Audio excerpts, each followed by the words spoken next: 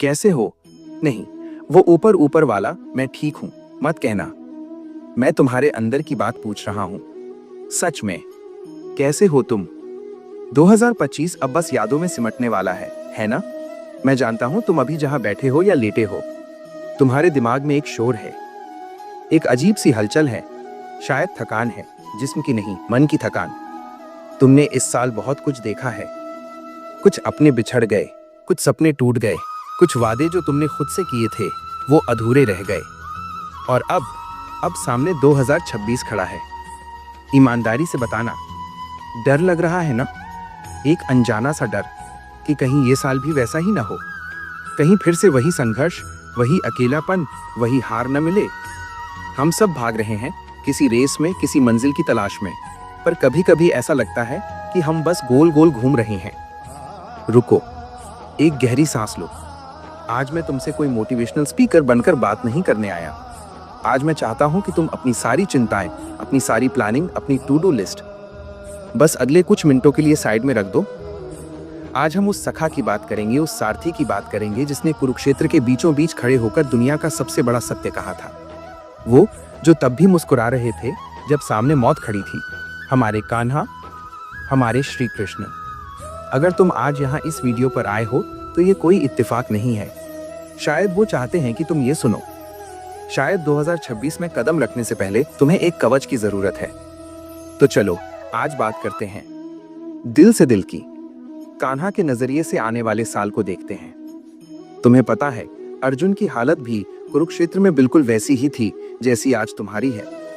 वो भी कंफ्यूज्ड था, उसके हाथ कांप रहे थे, उसे अपना भविष्य धुंधला दिख रहा था।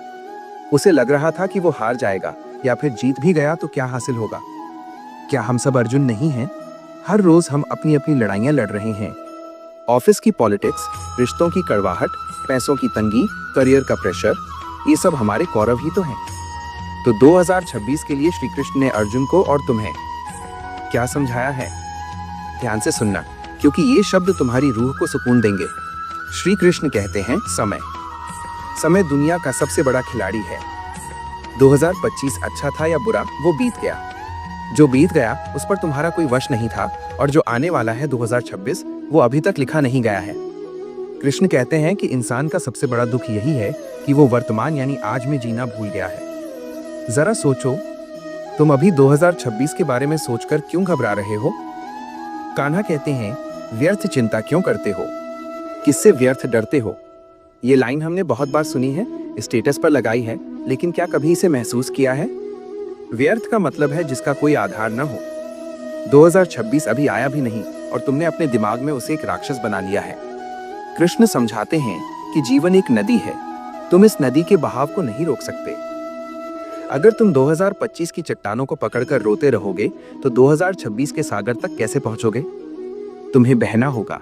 परिवर्तन ही संसार का नियम है। जो आज तुम्हारा है कल किसी और का था, परसों किसी और का होगा। तो ये जो तुमने अपने दिल पर बोझ रखा है ना कि मेरा वक्त खराब चल रहा है, इसे उतार दो। वक्त तुम्हारा या मेरा नहीं होता। वक्त बस होता है, वो गुजरने के लिए ही बना है। अब थोड़ा और गहराई में चलते हैं। श्री कृष्ण की वो बात जो तुम्हें 2026 में हर डिप्रेशन, हर एंजाइटी से बचाएगी, वो है कर्मण्येवाधिकारस्ते मा फलेषु कदाचन। मुझे पता है तुम कहोगे कि मुझे इसका मतलब पता है, कर्म करो, फल की चिंता मत करो। नहीं दोस्त, तुमने इसका मतलब सिर्फ दिमाग से समझा है, दिल से नहीं। आज के जमाने में 2026 में इसका मतलब क्या है पता है? इसका मतलब है डिटैचमेंट यानी अनासक्ति। हम दुखी क्यों होते हैं? क्योंकि हम 2026 में कुछ उम्मीदें लेकर जा रहे हैं। इस साल मेरी जॉब लगनी ही चाहिए, इस साल मेरी शादी होनी ही चाहिए, इस साल मुझे अमीर बनना ही है। कृष्ण कहते हैं, ये उम्मीदें ही तुम्हारे दुख का कारण हैं। सोचो, अगर तुम 2026 में सिर्फ इस बात पर फोकस करो कि आज मुझे क्या बेस्ट करना है, और इस बात की परवाह छोड़ दो कि दिसंबर तक क्या होगा, तो तुम्हारा साल कैसा होगा? जब तुम फल की, रिजल्ट की, लाइक्स की, प्रमोशन की चिंता करते हो तो तुम्हारे आज का कर्म कमजोर पड़ जाता है, तुम्हारे हाथ कांपने लगते हैं। श्री कृष्ण कहते हैं, तू करता वो है जो तू चाहता है, पर होता वो है जो मैं चाहता हूँ। तू कर वो जो मैं चाहता हूँ, फिर होगा वो जो तू चाहता है। यह एक बहुत गहरा रहस्य है। 2026 में सरेंडर करना सीखो। समर्पण। हम इंसान सोचते हैं कि हम सब कंट्रोल कर सकते हैं, पर सच तो ये है कि हम अपनी अगली सांस भी कंट्रोल नहीं कर सकते। तो फिर इतना अहंकार क्यों, इतना बोझ क्यों? आने वाले साल में जब भी तुम्हें लगे कि सब कुछ बिखर रहा है, जब भी लगे कि कोई रास्ता नहीं सूझ रहा, तो बस अपनी आंखें बंद करना और कहना, केशव, अब ये डोर तेरे हाथ में है। मैं बस अपना काम करूंगा, परिणाम तू संभाल लेना। यकीन मानो, जिस दिन तुम ये कंट्रोल छोड़ दोगे, उस दिन तुम्हें वो शांति मिलेगी जो करोड़ों रुपए कमाने के बाद भी नहीं मिलती। और रिश्तों का क्या? 2026 में लोग फिर से तुम्हारा दिल दुखाएंगे। कोई तुम्हें छोड़कर जाएगा, कोई तुम्हारी पीठ पीछे बुराई करेगा। तब क्या करोगे? फिर से रोगे? फिर से खुद को कमरे में बंद कर लोगे?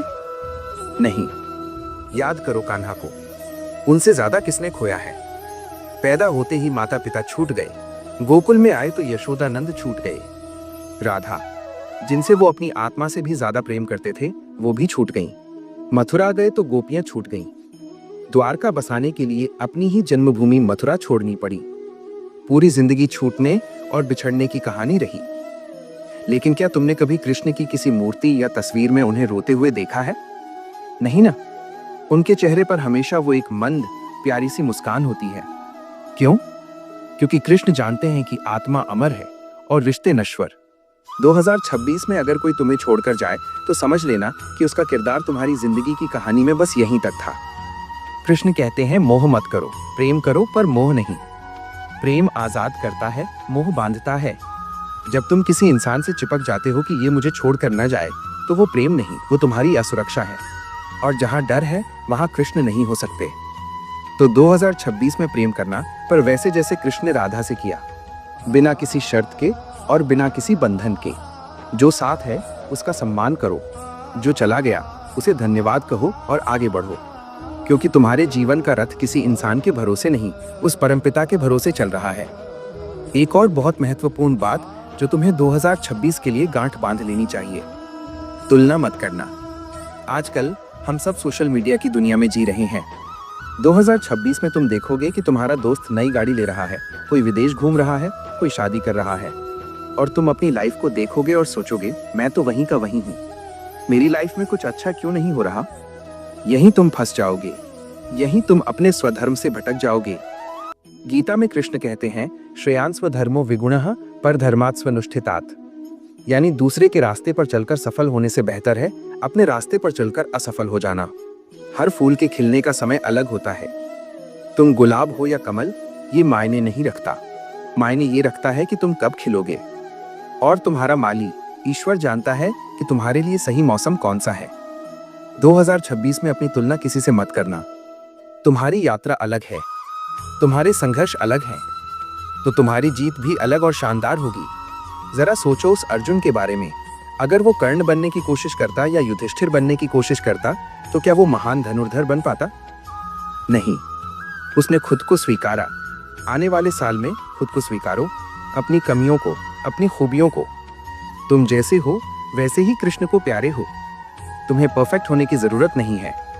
सुदामा के पास क्या था? फटे कपड़े, मुट्ठी भर चावल। पर कृष्ण ने क्या देखा? उनका भाव।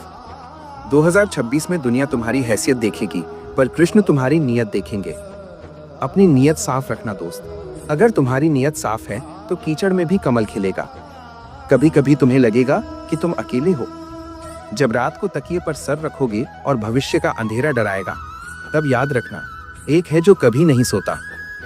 महाभारत के युद्ध में जब भीष्म पितामह तीरों की शैया पर लेटे थे, जब कर्ण का पहिया फंसा था, हर पल हर क्षण कृष्ण मौजूद थे। वो आज भी मौजूद हैं, तुम्हारे अंदर।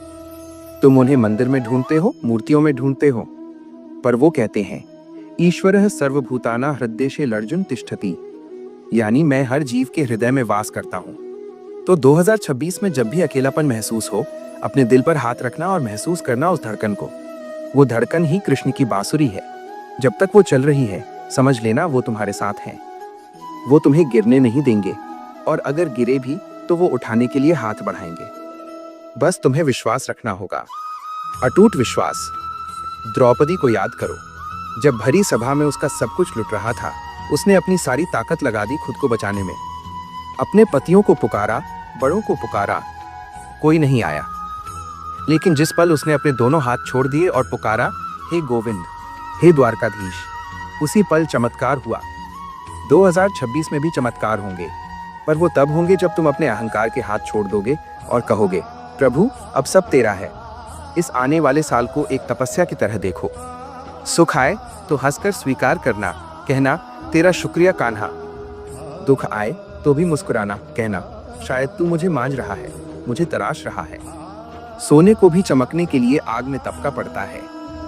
अगर 2026 में मुश्किलें आए तो समझ लेना कान्हा तुम्हें कुंदन बना रहे हैं। शिकायत मत करना, क्यों मैं ही क्यों, ये मत पूछना, बल्कि कहना ठीक है, अगर तेरी यही मर्जी है तो मुझे ये भी मंजूर है, बस तू मेरा हाथ मत छोड़ना। दोस्त, ये जीवन बहुत छोटा है। नफरत, गुस्सा, ईर्ष्या, इन भारी पत्थरों को लेकर 2026 में मत जाना। माफ कर दो उनको जिन्होंने 2025 में दिल दुखाया। खुद को भी माफ कर दो अपनी गलतियों के लिए। एक हल्का मन ही ऊंची उड़ान भर सकता है। और सबसे बड़ी बात, कर्म करते रहना, रुकना मत।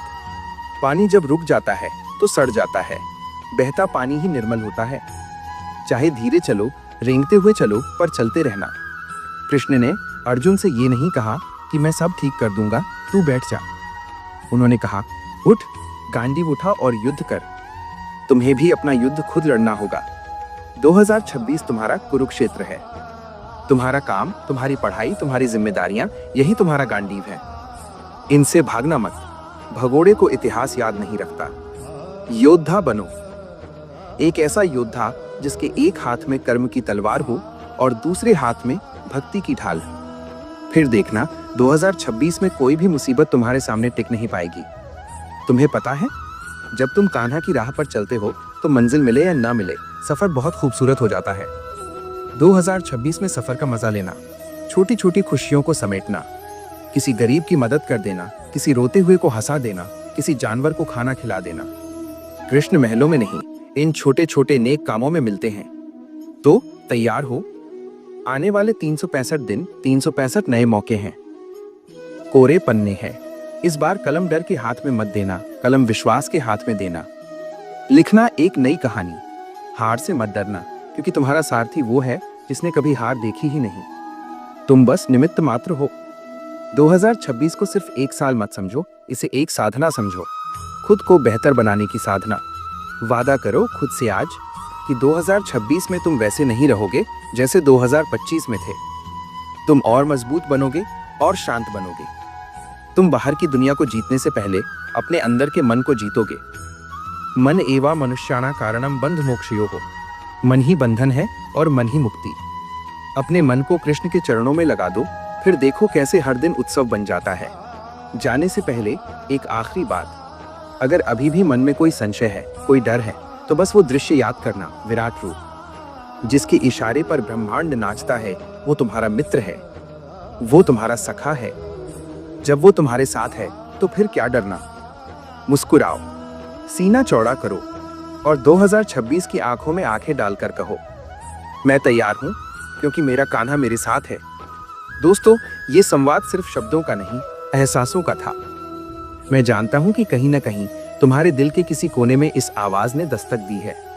अगर तुम्हारी आंखों में थोड़ी सी भी नमी आई है या दिल को थोड़ा सा भी सुकून मिला है, तो समझ लेना कि हमारा और तुम्हारा रिश्ता जुड़ गया है। ये रिश्ता सिर्फ एक वीडियो का नहीं, रूह का है। अगर तुम चाहते हो कि हम इस सफर में आगे भी साथ चलें, रोज ऐसी ही बातें करें जो हमें और हमारे कान्हा को करीब लाएं, तो इस परिवार का हिस्सा जरूर बनना। सब्सक्राइब का बटन सिर्फ एक बटन नहीं, एक वादा है कि हम साथ मिलकर अपने जीवन को बदलेंगे। अगर तुम्हें लगता है कि इस संदेश की जरूरत तुम्हारे किसी दोस्त या परिवार वाले को है जो 2026 को लेकर परेशान है, तो उसे ये वीडियो शेयर करके एक तोहफा जरूर देना। और हाँ, जाने से पहले कमेंट में अपनी हाजिरी जरूर लगाना। सिर्फ जय श्री कृष्णा या राधे राधे लिखकर जाना, ताकि जब भी मैं कमेंट्स पढूं, मुझे महसूस हो कि मेरे साथ कितने सारे अर्जुन खड़े हैं। 2026 तुम्हारा है, जाओ और जीत लो। जय श्री कृष्णा।